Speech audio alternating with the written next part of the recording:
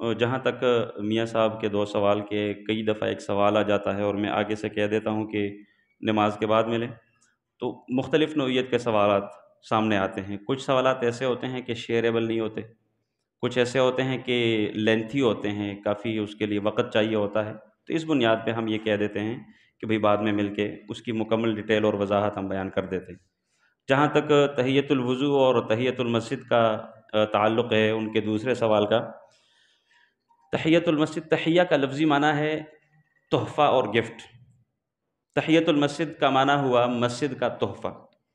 اللہ کے نبی علیہ الصلوۃ والسلام نے فرمایا کہ اذا دخل احدکم المسجد فلا یجلس حتی یصلی رکعتین، تم میں سے جب کوئی شخص مسجد میں داخل ہو تو 2 رکعت پڑھے بغیر نہ بیٹھے، 2 رکعت لازمی اس کو پڑھنی پڑے گی، اس کے بعد وہ بیٹھے۔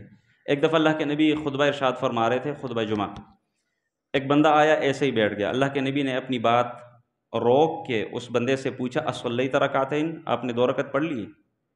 اللہ کے نبی سے کہتے ہیں نہیں اللہ کے نبی میں نے نہیں پڑھی۔ تو اللہ کے نبی نے اس کو کہا کہ کھڑا ہو جا، 2 رکعت پڑھ لے، مختصر پڑھ لے لیکن پڑھے ضرور۔ تو اس قدر اللہ کے نبی نے اس کا اہتمام کرایا ہے، لہٰذا ہمیں بھی اس کا اہتمام کرنا چاہیے۔ یعنی بندہ جب مسجد میں آئے تو بیٹھنے سے پہلے 2 رکعت نماز پڑھنا، یہ اللہ کے نبی کی تاکیدی احکامات میں سے ہے۔ دوسرا، جہاں تک تحیۃ الوضو کا تعلق ہے کہ بھئی تحیۃ الوضو، تو تحیہ کا معنی میں نے آپ کو بتا دیا تحفہ، وضو کا معنی وضو کرنا، یعنی وضو کا تحفہ۔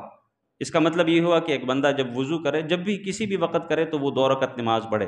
اس حوالے سے کوئی تاکیدی حکم نہیں ہے، جیسے نماز کے متعلق، مسجد میں داخل ہونے کے متعلق میں نے آپ کے سامنے اللہ کے نبی کی حدیث بیان فرما دی۔ وضو کے متعلق ایسا نہیں ہے کہ جو بندہ وضو کرے تو لازماً وہ 2 رکعت پڑھے گا، یا اللہ کے نبی نے یوں کہا ہو کہ جب بھی تم میں سے کوئی بندہ وضو کرے تو وہ 2 رکعت پڑھے، نہیں، ایسی کوئی بات نہیں۔ البتہ اس کی فضیلت بہت زیادہ ہے۔ ایک دفعہ اللہ کے نبی علیہ الصلوۃ والسلام معراج والی رات وہ جنتوں کا سیر ان کو کرایا گیا، تو اللہ کے نبی نے اپنے سے آگے آگے قدموں کی آہٹ سنی۔ تو جبریل سے پوچھتے ہیں جبریل یہ قدموں کی آہٹ کس کی ہے؟ تو اللہ کے نبی سے جبریل نے کہا کہ یہ بلال ہیں رضی اللہ عنہ، زمین پر چل رہے ہیں لیکن قدموں کی آہٹ جنت میں سنائی دے رہی ہے۔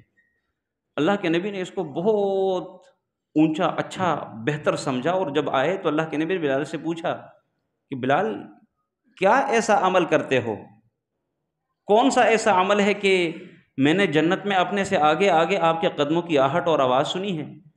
تو بلال نے کیسے کہا کہ مجھے تو اور کچھ معلوم نہیں ہے، البتہ ایک بات ضرور ہے کہ میں جب بھی وضو کرتا ہوں تو 2 رکعت پڑھتا ہوں۔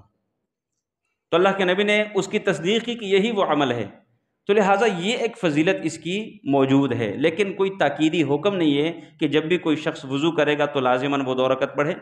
جیسے نماز میں داخل ہو کر بیٹھنے سے پہلے کے حوالے سے اللہ کے نبی کی حدیث اور ان کا فرمان موجود ہے۔ اللہ تعالیٰ سے دعا کرتے ہیں کہ اللہ تعالیٰ ہمیں سمجھنے اور عمل کرنے کی توفیق عطا فرمائے۔